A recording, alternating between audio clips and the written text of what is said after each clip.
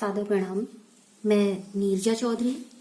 आज के इस सेशन को कंटिन्यू करते हुए हम बात करेंगे, क्योंकि हम पढ़ रहे थे मानव में जनन को। तो मानव में जनन से संबंधित कुछ बिंदु थे जो अभी रिमेनिंग थे। जैसे हमें बात करनी थी कि कुछ जो आज के सेशन में टॉपिक लेने वाले हैं, जैसे उसमें हम लेंगे सगर्भता। दूसरा हम इसमें आज बात करेंगे कि प्लेसेंटा का विकास कैसे होता है, यानी कि अपरा का विकास, डेवलपमेंट ऑफ प्लेसेंटा। अगला बिंदु जो आज हम पढ़ेंगे अपरा के कार्य, यानी प्लेसेंटा के क्या काम है। इन बिंदुओं के साथ साथ कुछ और छोटे छोटे बिंदु हैं जो आज के सेशन में हमें लेने हैं। जैसे एक छोटा सा टॉपिक है कि बर्थ हार्मोन किसे कहा जाता है। ठीक है, तो हम क्या पढ़ेंगे? बर्थ हार्मोन के बारे में पढ़ेंगे, सगर्भता के बारे में पढ़ेंगे, अपरा के बारे में पढ़ेंगे, उसके डेवलपमेंट से संबंधित और उसके क्या कार्य हैं उससे संबंधित। साथ ही एक और इम्पोर्टेंट चीज है जो हम लेंगे, वो है कि भ्रूण की जो कलाएं होती हैं, यानी कि एम्ब्रियोनिक जो आउटर मेम्ब्रेन्स होती हैं उनके बारे में। तो भ्रूण की कलाओं के बारे में पढ़ेंगे। ये कुछ टॉपिक हैं जो आज हम लेने वाले हैं। छोटे छोटे टॉपिक हैं लेकिन इम्पोर्टेंट हैं।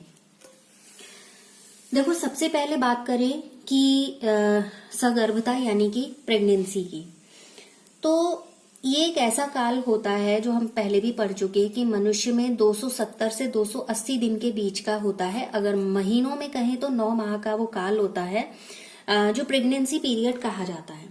ठीक है, अब इसमें क्या होता है, इस पीरियड के दौरान यानी कि सगर्भता के दौरान जो जाइगोट होता है उसमें बहुत सारे इनिशियल चेंजेस होते हैं, उसमें स्लाइड्स बनती हैं, मींस विदलन होते हैं, और फिर कोशिकाएं दोबारा से गठित होती हैं और किसमें बदल जाती हैं? कोरक पुटी में बदल जाती हैं, जिसे इंग्लिश में क्या कहते हैं? ब्लास्टोसिस्ट। ठीक है, किसमें बदल जाती हैं? ब्लास्टोसिस्ट में बदल जाती हैं। और जब ये ब्लास्टोसिस्ट में बदल जाएगा, मतलब जब ये चेंजेस होते हैं और फिर ब्लास्टोसिस्ट बदल में कन्वर्जन हो गया है यहाँ पर, तो भ्रूण इसी अवस्था में, ध्यान दीजिएगा, जब ब्लास्टोसिस्ट फेज होती है तो भ्रूण इसी अवस्था में इम्प्लांटेशन होता है, मींस अंतररोपण होता है। तो एक महत्वपूर्ण बिंदु है कि वो कौन सी अवस्था होती है कोशिकाओं के पुनर्गठन की, जब इम्प्लांटेशन होता है, तो वो अवस्था होती है ब्लास्टोसिस्ट की। ठीक है, और यही जब सेलुलर डेवलपमेंट होता है, यानी कि कोशिकीय बाद में क्या होगा, इनमें विकास होगा। जब इनमें विकास होगा तो ये क्या करता है, एक अलग तरीके की कोशिकीय अवस्थाओं को लीड करता है, उसका प्रतिनिधित्व करता है। अब बात करते हैं, दूसरा छोटा सा बिंदु और लेंगे कि जो प्लेसेंटा है उसका विकास कैसे होता है। देखिए, अपरा का विकास से संबंधित, क्योंकि अपरा के कार्य से संबंधित प्रश्न अक्सर पूछा ही जाता है। अभी हमने कहा कि ब्लास्टोसिस्ट है, तो ब्लास्टोसिस्ट का जो बाहरी पोषक स्तर होता है उसे बोलते हैं ट्रोफोब्लास्ट, यानी कि वो बाहरी लेयर होती है तो वो क्या होती है? ट्रोफोब्लास्ट कही जाती है। मैं लिख ही देती हूँ, उसको कहा जाता है ट्रोफोब्लास्ट। ये ट्रोफोब्लास्ट उंगली जैसी संरचनाओं के उभार जैसी होती है और इसको बोलते हैं कोरियानिक विलाई। कोरियानिक विलाई, ठीक है, विलाई समझ ही रहे हैं, प्रवर्ध टाइप के होते हैं इस तरीके के। हमने माइटोकॉन्ड्रिया वगैरह के बारे में पढ़ा है, तो उस समय भी हमने इन विलाई का जिक्र किया था। तो देखिए, इसमें क्या होता है, इसको बोलते हैं कोरियानिक विलाई, और ये कोरियानिक विलाई जो एम्ब्रियो है उसके लिए एक एब्जॉर्प्टिव सरफेस के तरीके से काम करेगा, मतलब ऐसी सरफेस की तरीके से काम करेगा जो अवशोषणकारी होगी, यानी कि जिसमें ये गुण होगा कि वो अवशोषित कर सके, जो एब्जॉर्प्शन कर सके। ठीक है, अब ये क्या करता है, इसी की वजह से यहाँ पर बहुत ज्यादा वृद्धि शुरू हो जाती है, जो गर्भाशयी ऊतक होता है। ठीक है, यूट्रस टिश्यू की बात कर रहे हैं, तो ये जो गर्भाशयी ऊतक होता है वो क्या करेगा, जो मदर है उस मदर के ब्लड से कवर्ड रहता है। ठीक है, अब इसमें क्या होता है, धीरे धीरे करके कोरियानिक विलाई बने जो होते हैं वो इन टिश्यूज के साथ एक दूसरे के साथ कॉम्बिनेशन कर लेते हैं, एक दूसरे के साथ संयुक्त हो जाते हैं, जुड़ जाते हैं, और एम्ब्रियो और माँ के जो यूट्रस है उसके बीच में एक ऐसी इकाई का निर्माण करते हैं जिसको हम क्या कह सकते हैं, संरचनात्मक इकाई, क्योंकि एक अलग तरीके की संरचना बन रही है। और कैसी इकाई का काम करते हैं, एक क्रियात्मक इकाई, मींस फंक्शनल यूनिट का यहाँ पर डेवलपमेंट हो जाता है। और यही जो संरचनात्मक और क्रियात्मक इकाई बनती है इसी को कहा जाता है अपरा। समझ में आया होगा।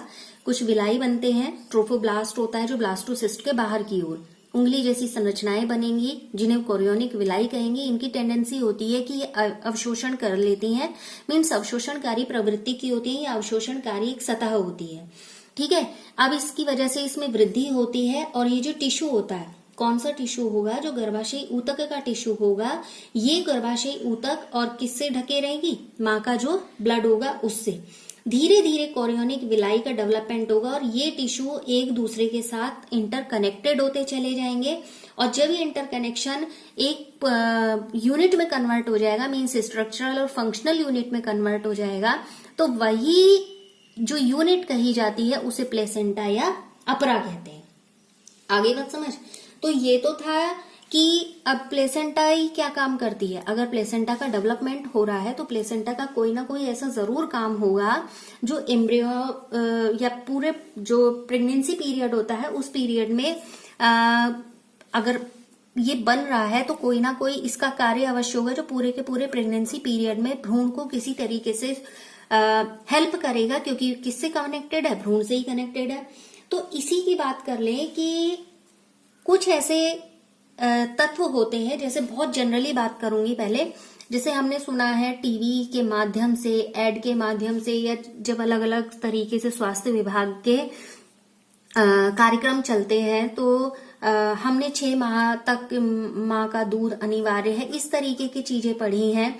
और तंबाकू का सेवन नहीं करना चाहिए जब गर्भावस्था होती है, शराब नहीं पीना चाहिए, बहुत सारे स्लोगन्स आते हैं जिनके माध्यम से क्या किया जाता है, मोटिवेशन किया जाता है। तो जो सामान्यतः ऐसा होता है कि जो गर्भावधि बोली जाती है, प्रेगनेंसी पीरियड जो बोला जाता है, वो 270 से 280 दिन के बीच का होता है, यानी कि 9 महीने का वो क्या होता है, टाइम पीरियड होता है। ठीक है, जैसे कई बार उसको मेंशन किया जाता है कि वो कितने दिन का है, 266 डेज का है, लेकिन जनरली 280 दिन के बीच का होता है। अभी जैसे हमने कहा कि बहुत सारी चीजें होती हैं जब अवेयरनेस के थ्रू बताई जाती हैं और उसके बाद एक तरीके से ये स्पष्ट हो जाता है कि अपरा कितनी महत्वपूर्ण है। जैसे 10 सप्ताह का जब समय होता है उस समय जो प्लेसेंटा है या अपरा है पूरे तरीके से विकसित हो जाती है, पूरे तरीके से डेवलप हो जाती है। और अब वो अवस्था आती है जब ये अपरा यानी कि प्लेसेंटा एम्ब्रियो के लिए अपना काम करना शुरू कर देती है। तो इसलिए ये जानना जरूरी हो जाता है कि अपरा का क्या कार्य है। अपरा के कार्य की बात करें तो देखिए, जो प्लेसेंटा है बहुत इंपॉर्टेंट रोल प्ले करती है, क्योंकि इंपॉर्टेंट रोल इसलिए प्ले करती है कि एक तरीके की विलाई जो ग्रोथ बनती है उनकी बात करें तो जब ब्लास्टोसिस्ट है उसके बाद पोषक स्तर बन रहा है, कुछ और कोरियोनिक विलाई यहाँ पर बन रही है। कोरियोनिक विलाई क्या करेंगी, जो माँ के रक्त से ढकी हुई एक लेयर होती है, गर्भाशयी ऊतक और माँ के रक्त से ढका हुआ होता है, फिर धीरे धीरे करके इनमें वृद्धि होती है। वृद्धि होने के साथ साथ ये एक दूसरे के साथ आपस में एक संबंध बना लेती हैं, यानी आपस में एक दूसरे से जुड़ जाती हैं और संयुक्त रूप से ये काम करना शुरू कर देती हैं। ठीक है, अगर हम इसको एक लाइन में अपरा को बांधने की कोशिश करें तो ये कही जाती है कि जब धीरे धीरे करके विलाई ग्रोथ करते हैं तो एक अपरा बननी शुरू हो जाती है। तो यूट्रस के बीच का एक फंक्शनल और स्ट्रक्चरल यूनिट का निर्माण होगा। वो फंक्शनल और स्ट्रक्चरल यूनिट ही क्या कही जाएगी, प्लेसेंटा या अपरा कही जाएगी। ठीक है, वही स्ट्रक्चरल यूनिट क्या होगी, प्लेसेंटा या अपरा।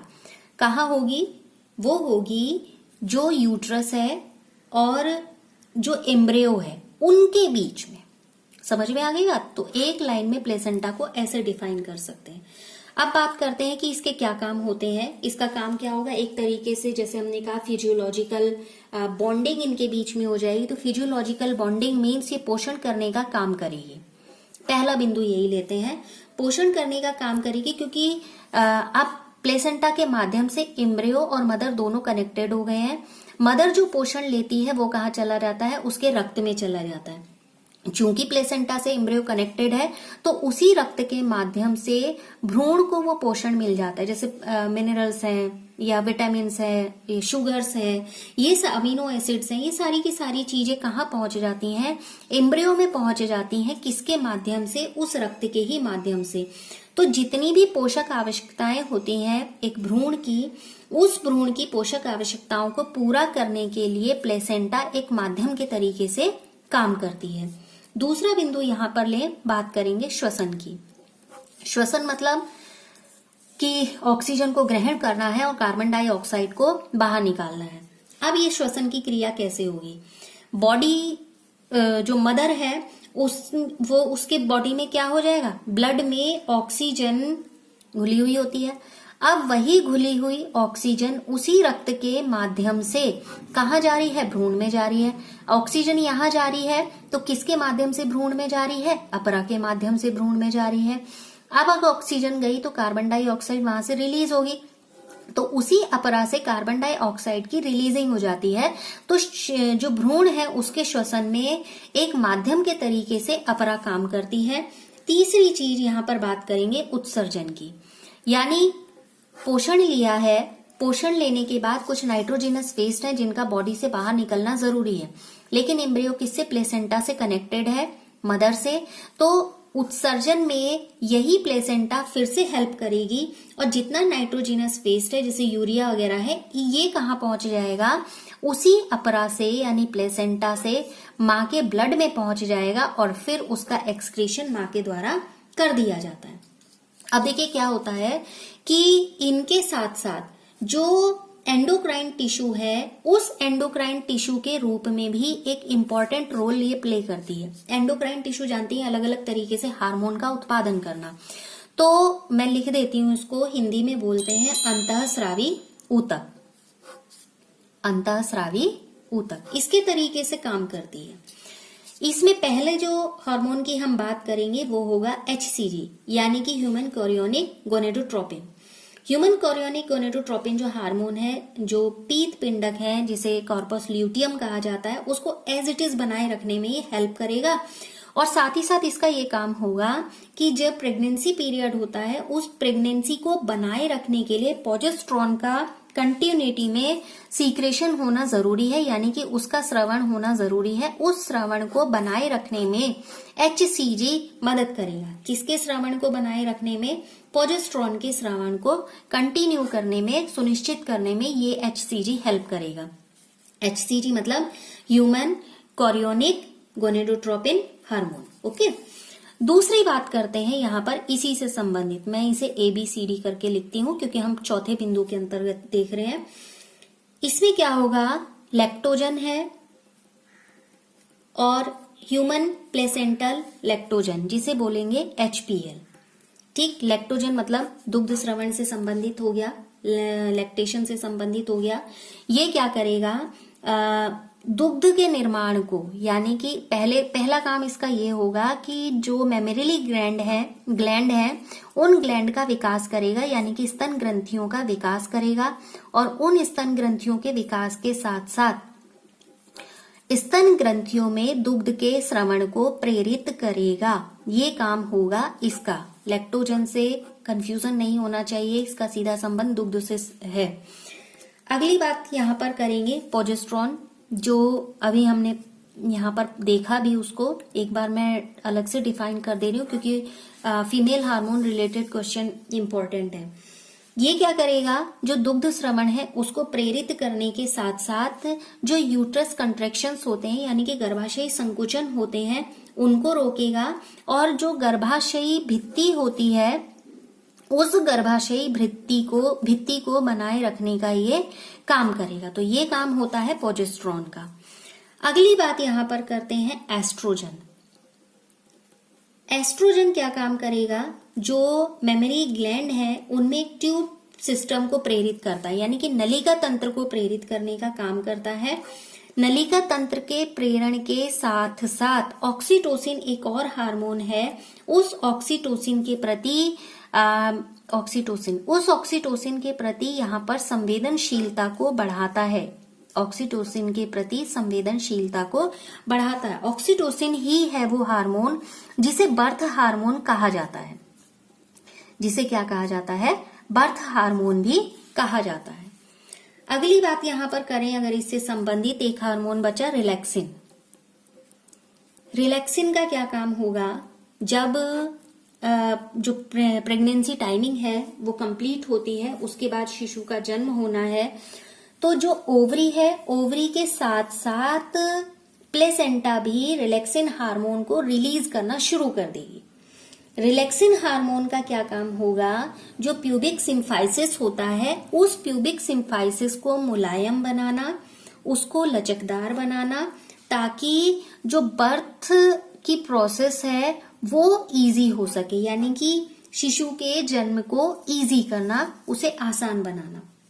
अगला महत्वपूर्ण काम अपरा का क्या है, प्रतिरक्षी की तरीके से काम करती है, मीन्स एंटीबॉडीज की तरीके से काम करती है। जैसे कुछ संक्रामक रोग हैं, चेचक हो गया, खसरा, डिप्थीरिया, इन सब से बचाव के लिए एक तरीके का पैसिव इम्यून सिस्टम यहाँ पर डेवलप होता है। तो उस पैसिव इम्यून सिस्टम को प्रदान करने के लिए माँ के शरीर में जो भी एंटीबॉडीज बनते हैं वो इस अपरा के माध्यम से ही, रक्त के माध्यम से ही कहाँ चले जाते हैं, भ्रूण के ब्लड में चले जाते हैं। मीन्स अपरा यहाँ पर भी एक इंटरमीडिएट का काम करेगी, एक ऐसे प्रतिरक्षी तंत्र को प्रदान करेगी जो प्रतिरक्षण की क्षमता बढ़ाता है।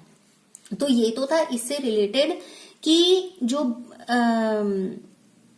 प्लेसेंटा है उसके क्या काम है, ये महत्वपूर्ण चीज है।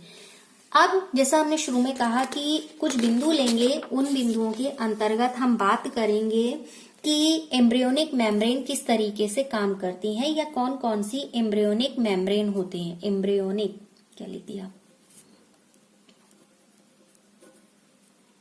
Embryonic membrane.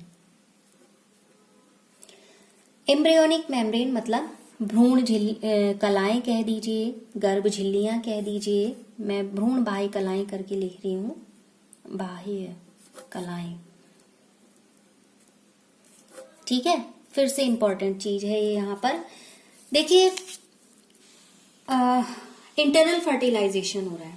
अब इंटरनल फर्टिलाइजेशन का मतलब बताने की जरूरत है ही नहीं, डिस्कस कर चुके हैं ऑलरेडी। आंतरिक निषेचन हो रहा है, और जो भी जीव आंतरिक निषेचन को प्रदर्शित करते हैं, कोई भी हो, चाहे वो रेप्टाइल्स हों, चाहे वो बर्ड्स हों, चाहे वो मैमल्स हों, उनमें क्या होता है, भ्रूण की सुरक्षा के लिए, उसके पोषण के लिए और उसके उत्सर्जन की जितनी भी इससे रिलेटेड जरूरतें हैं, उन जरूरतों को पूरा करने के लिए कुछ ऑलरेडी झिल्लियां बन जाती हैं, ठीक है। ये जो बनी हुई झिल्लियां होती हैं, इन्हीं को हम बोलते हैं एम्ब्रियोनिक मेम्ब्रेन या भ्रूण कलाएं। अब ये कलाएं कौन कौन सी होती हैं, एक होता है योग सैक, जिसे योग कोश बोलते हैं हिंदी में। दूसरा होता है एमनियन, ये आपको ऐसे ही पढ़ना पड़ेगा, एमनियन। और होता है कोरियन, ये भी आपको ऐसे ही याद करना पड़ेगा, कोरियन। और एलेंटॉइस, ये भी ऐसे ही पढ़ना पड़ेगा, ठीक है। योग सैक को योग कोश कहा जाता है हिंदी में। अब देखिए क्या है, जो ये योग सैक है, एक तरीके से, क्योंकि हम ह्यूमन रिप्रोडक्शन बात कर रहे हैं तो ह्यूमन रिप्रोडक्शन के अंतर्गत बात करेंगे, तो ये एक तरीके से रेसिडुअल स्ट्रक्चर है, यानी कि अवशेषी संरचना के रूप में है, ठीक है। ये एक तरीके से क्या होता है, एक अवशेषी संरचना के रूप में ह्यूमन रिप्रोडक्शन के अकॉर्डिंगली बात कर रहे हैं, उसके रूप में रहती है। अब एमनियन कहाँ होता है, एमनियन होता है, एक इसको ऐसे समझ लीजिए, मान लीजिए ये यूट्रस का पिक्चर है, ठीक है। बहुत डिटेल तो क्या करूं मैं, इसको एक उदाहरण के तौर पे देख लेते हैं। मान लीजिए यूट्रस का पिक्चर है, ये पूरा यहाँ से कवर्ड होता है, ठीक है, बंद होगा यहाँ से। अब बहुत सारी लेयर्स आई गई, ये यहाँ पर ये है, यहाँ पर ये क्या है, एक किसको मेंशन करूं, चलिए शिशु इस तरीके से समझ जाइए, ये शिशु मेंशन है, ठीक है, गर्भाशय का चित्र है। अब देखिए इसमें क्या होता है, ये हम समझ ही रहे हैं, ये नाल हो गई, ठीक है, ये वाला भाग, ये वाले भाग को मैं मेंशन करना चाह रही हूँ, ये वाला भाग, ये क्या होता है, कैरियन होता है, जो विलाई टाइप का दिख रहा है आपको, अभी डिटेल हो जाएगी तो समझ आ जाएगा आपको। देखिए इसमें क्या होता है कि एमनियन क्या होता है, ये भ्रूण है, भ्रूण के बाहर की आपको कैविटी दिखाई दे रही है, इसके ऊपर की ओर, जस्ट भ्रूण के ऊपर की ओर बनने वाली कला होती है जिसे एमनियन कहते हैं। भ्रूण और एमनियन के बीच में एक लिक्विड होता है जिसे यहाँ वाले सेक्शन में लिक्विड होता है जिसे एमनियोटिक फ्लूइड कहा जाता है, और जो जिस कैविटी में ये भरा हुआ होता है वो लिक्विड, उसे बोला जाता है एमनियोटिक गुहा या एमनियोटिक कैविटी। समझ में आया, कहाँ होगा, ये भ्रूण है, ये हमने नाल से मेंशन किया, और ये वाला सेक्शन जो कैविटी जैसा दिखाई दे रहा है ये है एमनियोटिक फ्लूइड, और जिस कैविटी में ये है ये एमनियोटिक कैविटी या एमनियोटिक गुहा। अब एमनियोसेंटेसिस एक जांच होती है, इसको भी जानना जरूरी है। एमनियोसेंटेसिस, अब एमनियोसेंटेसिस क्या होती है, प्रश्न ऐसे भी पूछा जाता है कि अगर हमें, अब जैसे कि साइंस बहुत डेवलप हो गया है, अब क्या कर लिया जाता है, एम्ब्रियो स्टेज में ही जितनी बीमारियां होती हैं कोशिश ये की जाती है बर्थ से पहले ही उन बीमारियों को क्योर कर दिया जाए, उन बीमारियों को समाप्त कर दिया जाए। तो इसके लिए क्या होती है, एमनियोसेंटेसिस करके एक जांच होती है, सेंटेसिस एक जांच होती है। इस जांच में क्या किया जाता है, विशेष प्रकार की टेक्निक है, यहां से एमनियोटिक फ्लूइड ले लिया जाएगा, एमनियोटिक फ्लूइड में जितनी कोशिकाएं होती हैं उनकी जांच की जाती है, और जब ये एमनियोटिक फ्लूइड यहां से कलेक्ट हो जाता है उसके बाद पता लगाया जाता है कि भ्रूण में कोई बीमारी तो नहीं है। जैसे कुछ ऐसी बीमारियां हैं, साइंस इतना एडवांस है कि बर्थ से पहले ही उनको क्योर कर दिया जाता है, तो वो पता यहां से चलता है। अब एमनियोटिक द्रव का क्या काम होता है, चूंकि लिक्विड है ये तो हमें पता चल ही रहा है कि उसे ड्राई होने से बचाएगा, तो पहला काम तो इसका यही है कि जो भ्रूण है उसको ड्राई होने से बचाएगा। आउटर जो स्ट्रोक्स आएंगे इस फ्लूइड की वजह से वो स्ट्रोक्स यहां तक नहीं पहुंच पाएंगे, मतलब भ्रूण तक नहीं पहुंच पाएंगे, और ये उन्हें क्या करता है, प्रोटेक्शन करने का काम करेगा जो भी आघात है उनसे, ठीक है। अब जो एलेंटॉइस की बात करें, ये भी एक अवशेषी संरचना के रूप में है यहाँ पर, तो कैरियन कैरियोनिक विलाई बनाता है, जो ये यहाँ पर क्या करेगा, एक प्लेसेंटा के निर्माण में हेल्प करेगा।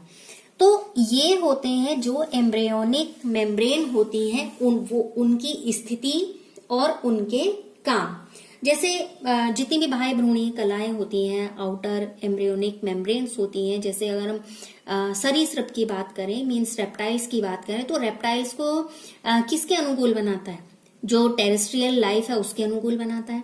अब चूंकि टेरेस्ट्रियल एनिमल्स का, जैसे कि मनुष्य में भी भ्रूण का विकास होता है, तो पानी में तो होता नहीं है, अब उसको ऑक्सीजन की भी पूर्ति करनी है, अपनी ड्राइनेस को भी बचाना है, सुरक्षा भी करनी है, तो ये सारे काम जो उत्सर्जन ले लें, सारे जितने भी रिलेटेड वर्क है, ये क्या काम करती हैं, जितनी भ्रूणीय कलाएं होती हैं वो करती हैं। अब अगर हम एक्वेटिक एनिमल्स की बात करें, जैसे जलीय जीवों की बात करें, तो वहां पर इन सारी एक्टिविटीज के लिए कौन रिस्पॉन्सिबल होता है, वाटर रिस्पॉन्सिबल होता है।